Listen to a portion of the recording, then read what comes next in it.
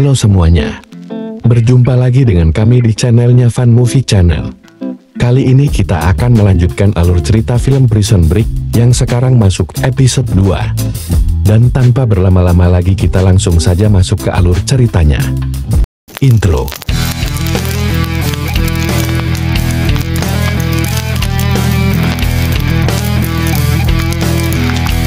Jangan lupa subscribe dan like channel ini. Di awal film, Michael mengajak D.B. Cooper untuk ikut karena dia akan berguna nantinya. Namun si penyayang kucing itu meremehkan Michael karena baru 3 hari berada di penjara. D.B. Cooper menambahkan bahwasanya, seiring waktu berjalan, geng kulit hitam dan geng kulit putih akan saling menyerang.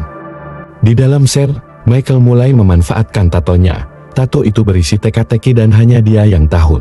Tiba-tiba ada sidak rutin yang dimana seluruh saluran air ditutup agar tidak ada tahanan yang membuang barang selundupan. Ternyata Sucre menyimpan beberapa barang selundupan.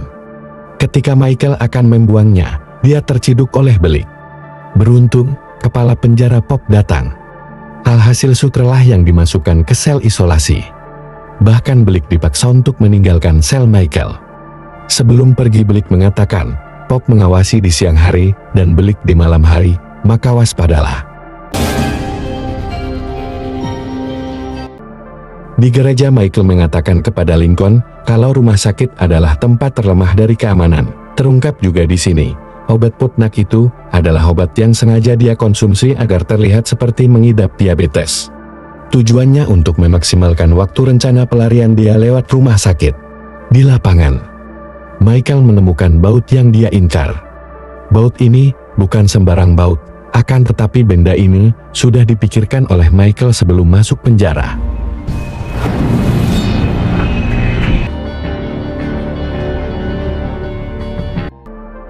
Angka ini adalah kode yang ditulis di tatonya. Michael pun melonggarkan bautnya secara perlahan, namun masalahnya, kursi yang dia duduki adalah milik T-Bag. T-Bag ini adalah seorang pedofil. Dia juga adalah pemimpin kelompok kulit putih yang nantinya akan berperan melawan kelompok kulit hitam. Dilinya di sini, dia merayu Michael untuk menjadi pacar keduanya. Namun karena menolak, dia diusir sebelum mencabut bautnya.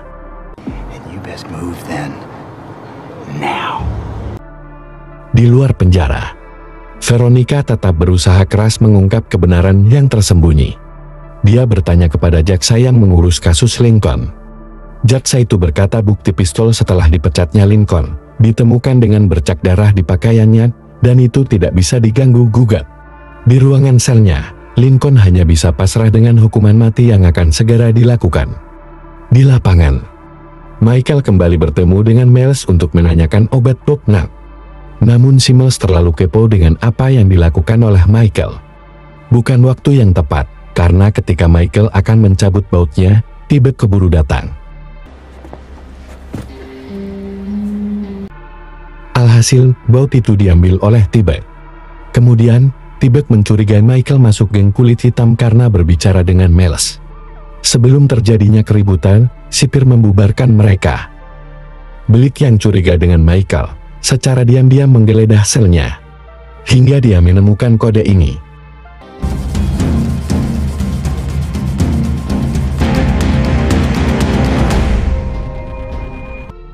Kembali ke lapangan, Michael bertemu dengan John. Dia menggunakan Fibonacci untuk mendapatkan apa yang Michael mau. Kali ini dia meminta cara tentang bagaimana menekan T-Bag yang mengambil bautnya. Setelah itu dia akan diikut sertakan dalam rencana pelarian Michael. Namun John menolaknya dengan tegas. Tak lama John kedatangan Billy Falzon, yaitu orang yang terlibat dengan kasus yang menimpa John Abruzzi. Dia menekan John untuk segera menemukan informasi Fibonacci itu, bahkan mengancam keluarga John.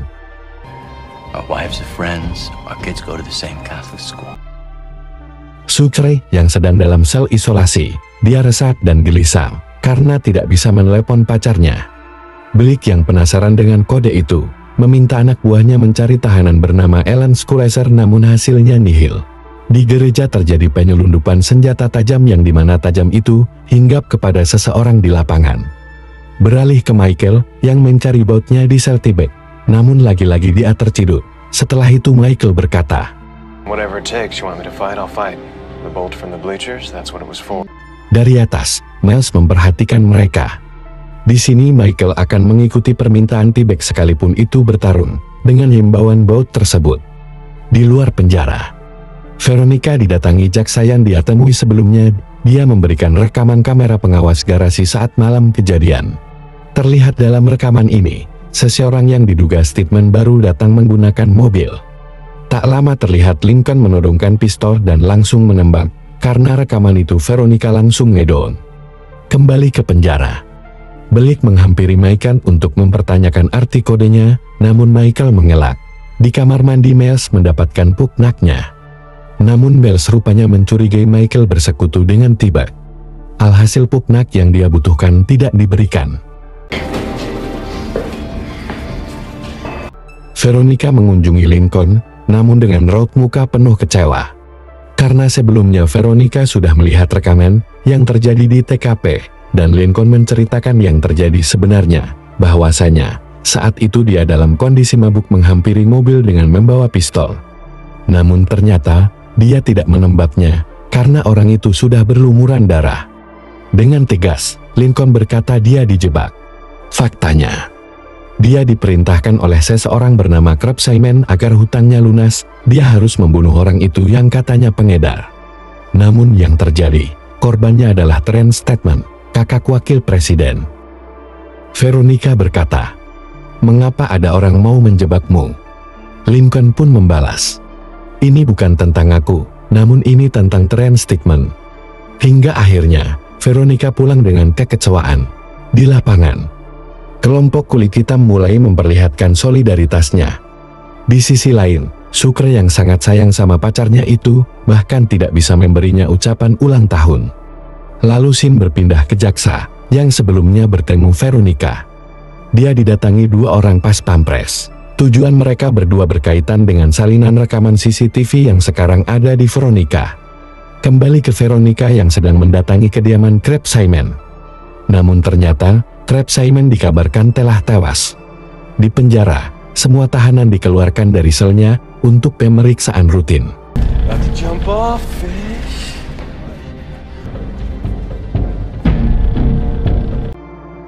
Namun yang terjadi, inilah saatnya bagi mereka untuk perang.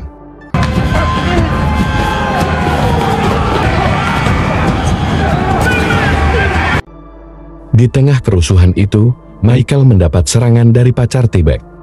Tak diduga, dia dibunuh oleh kelompok kulit hitam. Masalahnya, T-Bag melihat Michael yang membunuhnya.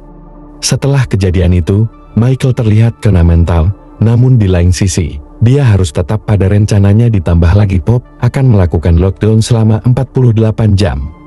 Terlihat Bout yang dia perjuangkan langsung digasruk-gasruk ke lantai. Kembali ke Veronica.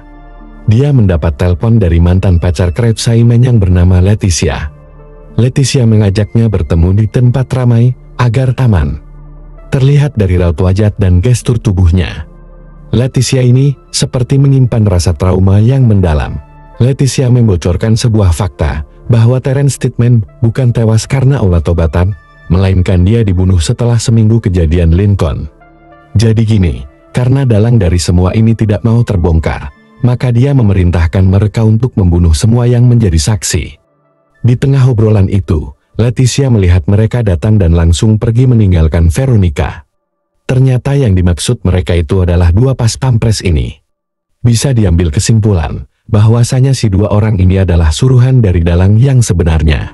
Di sebuah tempat Blackfoot, Montana, wanita paruh baya inilah yang memerintahkan pas pampres itu. Dan siapapun yang menghalangi rencana mereka, harus disingkirkan termasuk Veronica.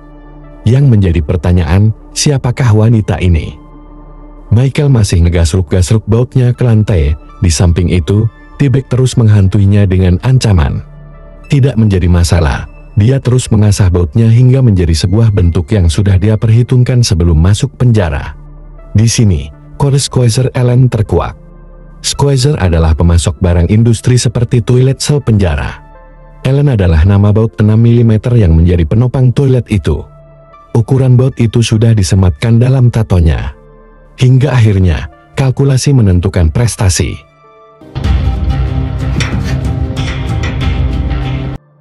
Di sisi lain, Michael mendapatkan pupnaknya karena Mel telah mempercayainya setelah kerusuhan itu. Di rumah sakit, Michael diambil sampel darah untuk membuktikan dia pengidap diabetes level 1 atau tidak. Beruntung, karena dia mendapatkan pupnaknya sehingga kadar glukosa dalam tubuhnya naik dan dinyatakan fix diabetes.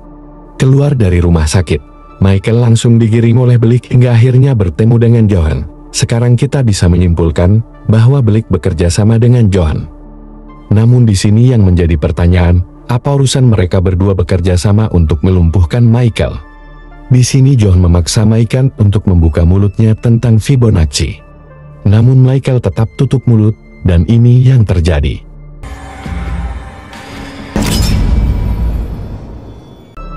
Dan film pun akan berlanjut ke episode 3. Bagaimanakah nasib Michael setelah dipaksa untuk buka mulut oleh John? Kita nantikan di episode selanjutnya. Terima kasih yang sudah menonton. Salam dan sampai jumpa.